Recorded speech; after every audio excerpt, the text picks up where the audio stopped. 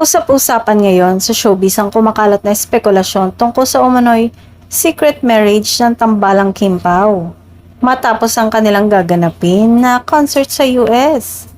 Sa ibang balita online, haka-haka mula sa iba't ibang fan pages.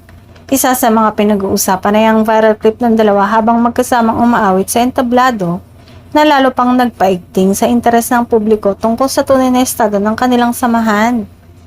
Ayon sa ilang netizens, tila may mga senyales umano ng mas malalim na ugnayan sa pagitan ng dalawa kaysa sa nakikita sa publiko. May nagsasabing posibleng pinipili nilang panatilihing private ang kanilang personal na buhay, lalo na kung totoong mas seryoso ng kanilang relasyon.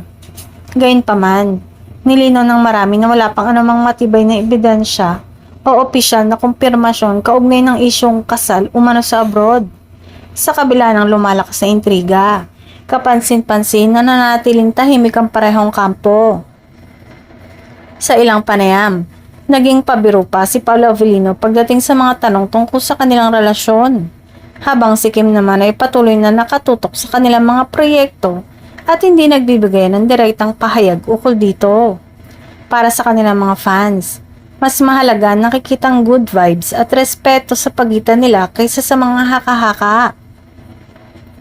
Sa ngayon, nananatiling isang malaking palaisipan ang isyong secret marriage na umiikot online.